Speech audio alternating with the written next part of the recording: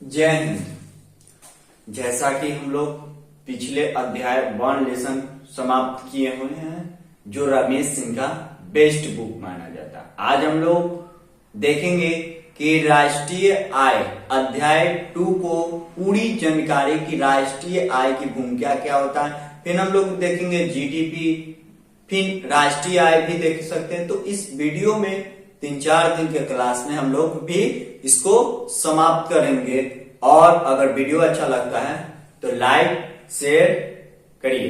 तो अगर आज हमें देखना है कि राष्ट्रीय आय का मतलब क्या है, यानी किसी भी देश के लिए संपत्ति राष्ट्रीय आय में भूमिका के रूप में माना जाता है, जो इस क्लास में हम लोग एनालिसिस करेंगे। तो आज हम लोग अर्थशास्त्र का उत्पादन कैसे होता है और इन्हीं परिस्थितियों को हम लोग दोस्तों देखना है कि राष्ट्रीय आय का मतलब क्या है। तो राष्ट्रीय आय किसी एक व्यक्ति की नहीं होती है, वो पूरे भारत की जो व्यक्ति निजी कंपनी खोले हैं या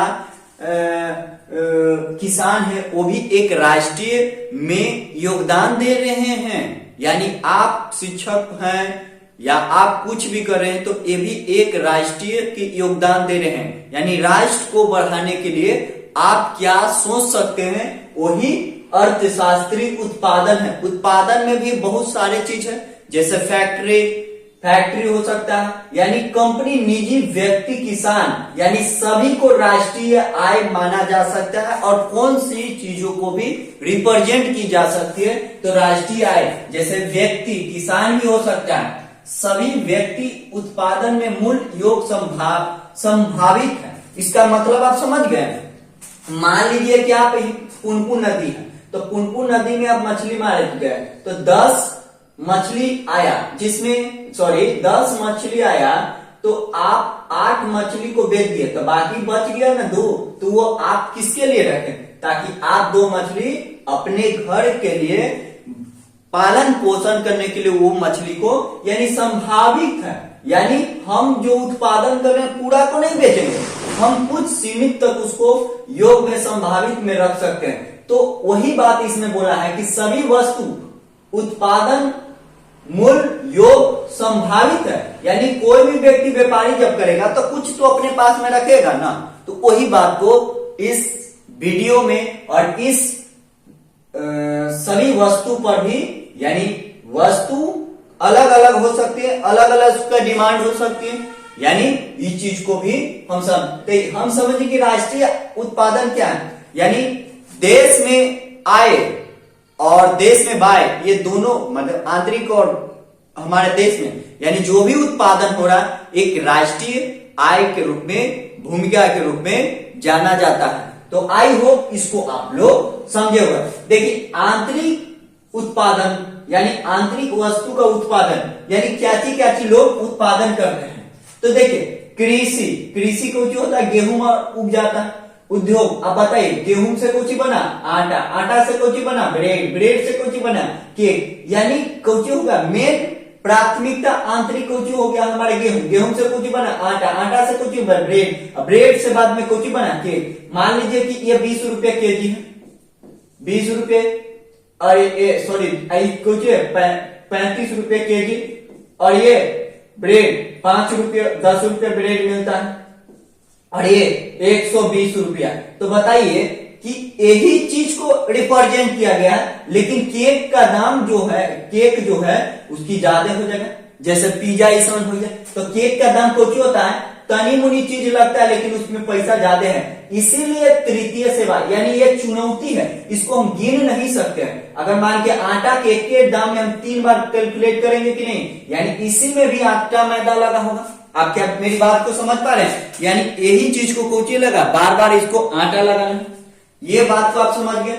यानी रिप्रेजेंट, यानी कृषि में कोची में लगा है, कृषि में गेहूं लगा। उद्योग में देखिए जो उद्योग, जो फैक्ट्री होगा वो आटा बना, आटा को चीज से बना, ब्रेड को चीज से, केक को चीज से बना, और उसके बाद पिज्जा। तो सबसे ज्यादा कुछ में पैसा है इसी क्षेत्र में है ना। तो आई होप इसको समझे होंगे।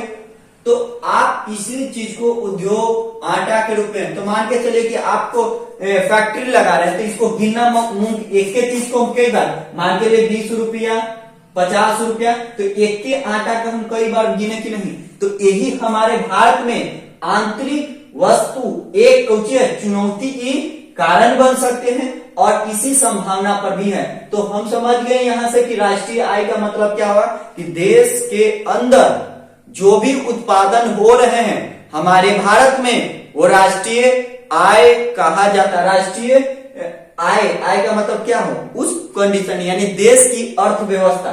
फिर हम लोग देखिए आंतरिक उत्पादन क्या है कि कृषि में यानी कृषि उद्योग ये समझ के आता है, ये चुनौती है। अब हम लोग देखेंगे कि इसको अलग अलग फंडामेंटल से भी इसको देखेंगे, एनालिसिस करेंगे। अगर वीडियो अच्छा लगे तो लाइक शेयर करें।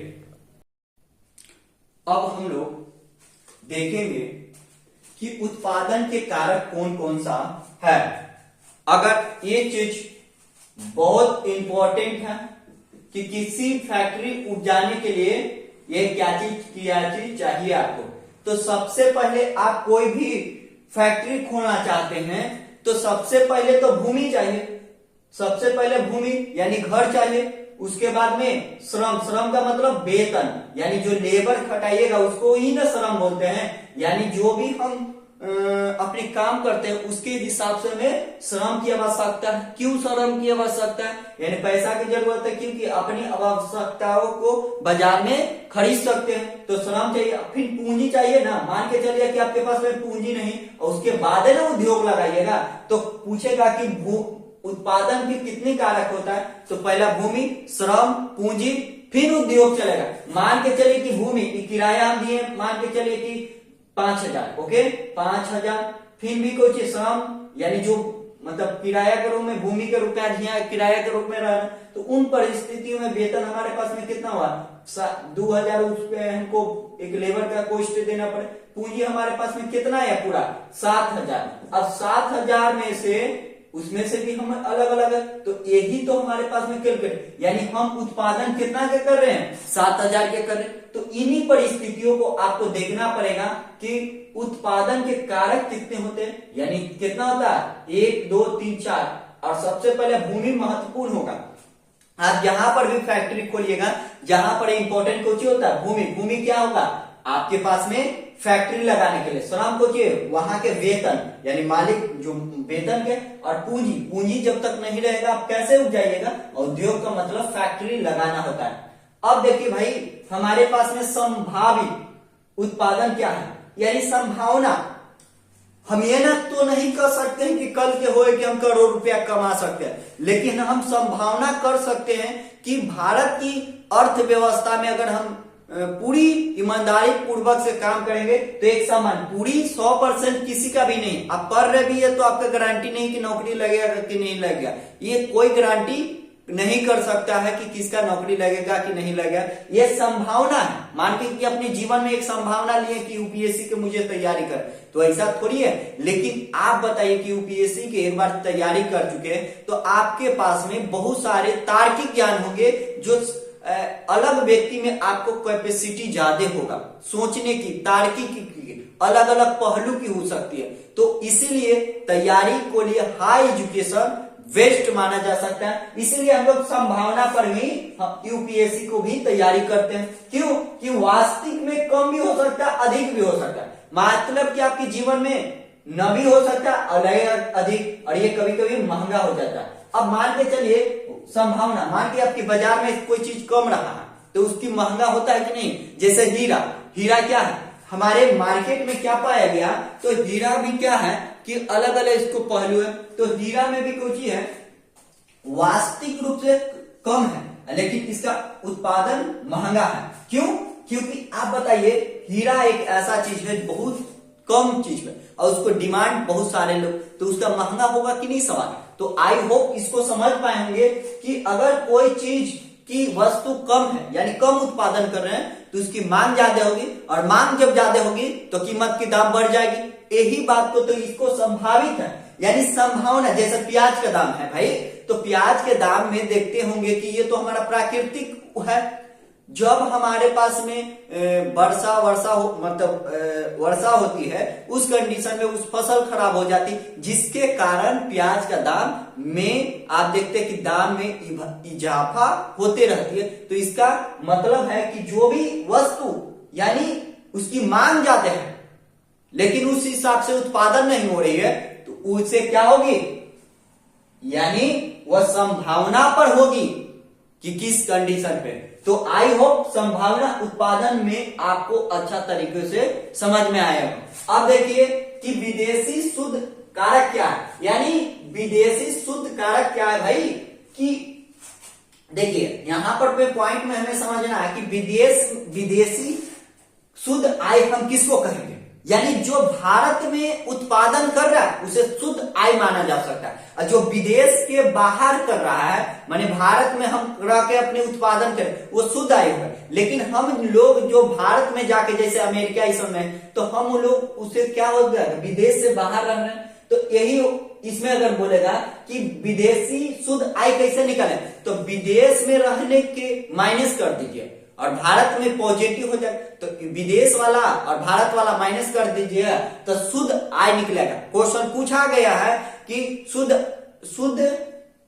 विदेशी आय कैसे निकाल सकते हैं, तो भारत के और उसको कमी कर दीजिए, यानी इसको जो होगा कि विदेश में बाहर में जो होगा माइनस कर दीजिए और भारत में रह रहे हैं उसको पॉजिटिव कर दीजिए, यानी यही चीज को तो शुद्ध आय में हमें ज्ञात करते हैं। तो आप समझ गए होंगे कि इस कंटेंट को कैसे समझाना है और किस पॉइंट्स को आपको कहां पर रखना है, ये भी आपको बात को समझ में आए। अगर वीडियो अच्छा लगे तो लाइक शेयर और दोस्तों में भी शेयर करें। अगर वीडियो में भी कुछ कमियां बात आपको लगता है कि आपको इसमें ये सुधार करने की आवश्यकता है, आप हमें कमेंट के द्वारा हमें बता सकते हैं, ताकि इसमें एक नए शुरुआत पहल के रूप में कर सकते हैं। बहुत बहुत धन्यवाद आप सभी को।